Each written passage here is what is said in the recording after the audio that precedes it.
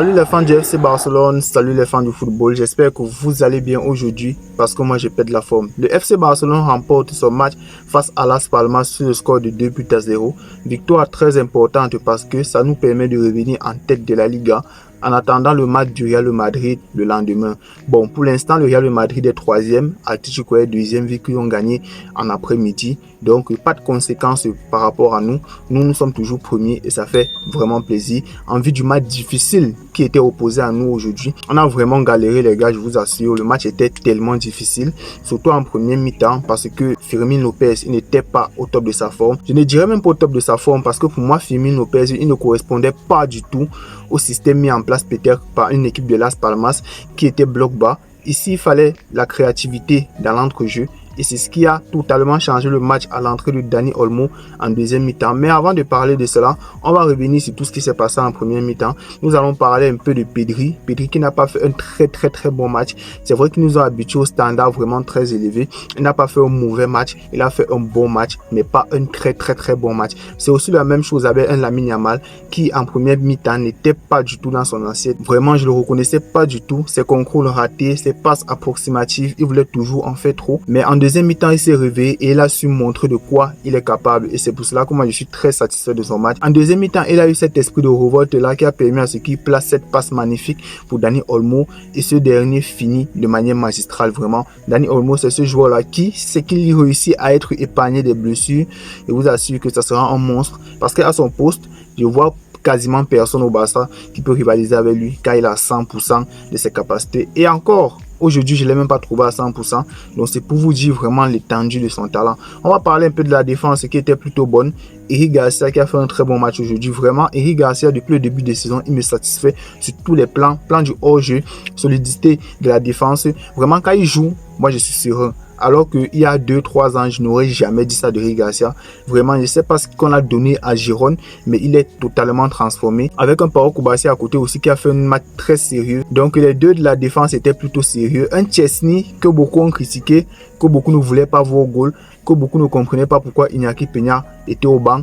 Mais maintenant, vous avez vu aujourd'hui la plus-value de Chesney. Chesney, c'est un gardien qui est sûr sur sa ligne. Ce n'est pas le cas d'Iñaki Peña. Et aujourd'hui, j'ai remarqué une amélioration, notamment sur les relances. Il fait très bien les relances et il sort vraiment l'anticipation. En fait, vu que l'on joue haut, l'anticipation, il réussit de plus en plus à cerner cela. Donc, c'est quelque chose aussi qu'il faut prendre en compte. Donc, Chesney, pour moi, il doit être titulaire indiscutable. Je ne sais pas si vous pensez la même chose que moi. En tout cas, laissez vos avis en commentaire. L'attaque, notamment en première mi-temps, n'était pas très bonne. Nous avons Rafinha qui était presque introuvable en première mi-temps. Lewandowski qui était inexistant carrément parce que moi je ne trouvais pas sa plus-value à part peut-être au premier pressing, mais mis à part ça je n'ai pas trouvé son utilité en première mi-temps. Même en deuxième mi-temps, bon, on va dire son utilité sur le deuxième but puisque c'est lui qui enclenche le pressing sur le défenseur de Las Palmas.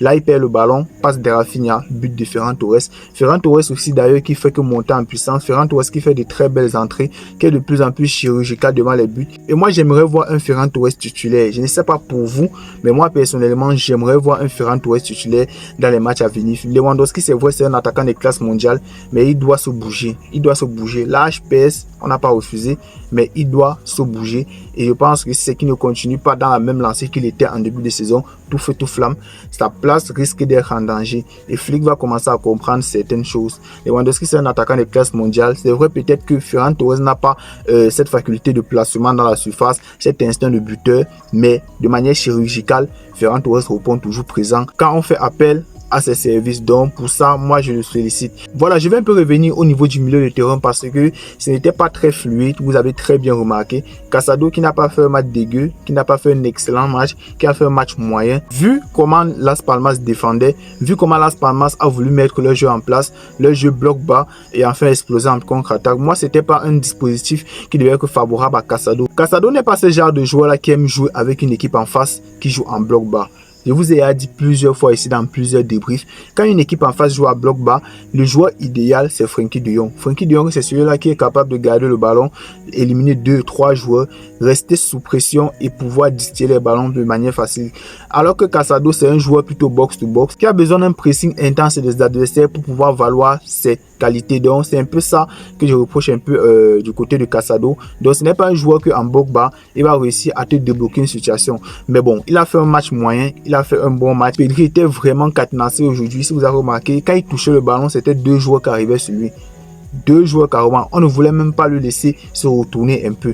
Il touchait le ballon, on arrivait sur lui comme un bulldog, les gars. C'était du n'importe quoi. Nous avons aussi Fermin Lopez, comme je le disais en début de vidéo, qui n'avait pas vraiment, il n'apportait pas quelque chose de plus comme il a l'habitude de le faire. C'est un peu le même registre que Casado. Pourquoi? Parce que ce sont des joueurs qui ont besoin que le bloc de l'équipe adverse puisse être haut pour pouvoir s'exprimer avec les appels en profondeur de Fermin Lopez.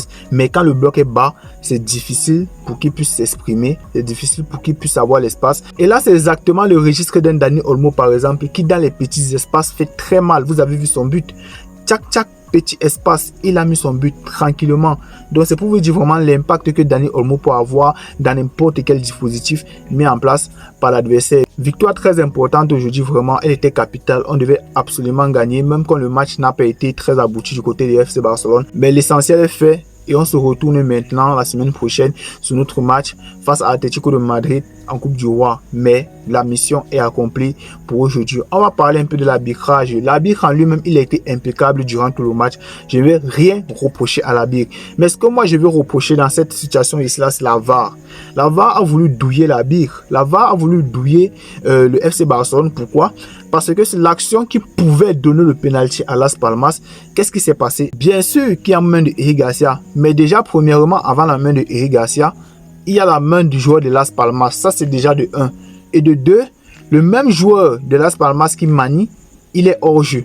Ça, c'est d'abord de 2. Donc, dans tous les cas et dans toutes les hypothèses possibles, ce but, bon, je ne dis pas ce but, ce penalty ne devrait jamais être accordé. Ça, c'est d'abord primordial, c'est clair et c'est net. Mais le comble ici, c'est quoi? Quand il part à la vérification, qu'est-ce que la VAR lui montre? Ça lui montre directement l'action où Eric Garcia manie. Ça ne devrait pas se faire comme ça. Vous devrez montrer l'action qui a abouti à cette main-là. Ils devraient montrer l'action qui a abouti à cette main-là. Et ce n'est pas ce qu'ils ont voulu montrer. C'est pour ça que l'arbitre leur a appelé que montrez-moi l'action juste avant la main de Eric Garcia. Et c'est là qu'on a pu voir l'attaquant de Las Palmas qui était bel et bien hors jeu. Donc ils ont voulu accorder un penalty de Las Palmas qui ne devrait même pas être. Vraiment, si cela arrivait, ça devait être un scandale monumental. Je vous assure les gars. Mais l'arbitre en lui-même, il a fait un bon job aujourd'hui, vraiment chapeau à lui. Mais c'est la VAR qui a voulu nous douiller très clairement. Et ça ne se fait pas. Ça ne se fait pas. Je ne sais pas ce qui se passe là-bas dans les machines de la VAR. Là. Je ne sais pas ce qui se passe là-bas, je vous assure. Mais bon, mis à part ça, le match a été très difficile. Le Barça ne m'a pas trop séduit aujourd'hui. Mais bon, l'essentiel est fait. Et on se retourne vraiment pour la semaine prochaine face à Atlético. Le boulet est fait aujourd'hui. Nous sommes premiers de la Liga. Peu importe les résultats du Real de Madrid demain. Donc aujourd'hui, nous dormons bien. Et on dit Visca Barça, Visca Catalunya. On se retrouve la semaine prochaine face à Atlético. Ciao.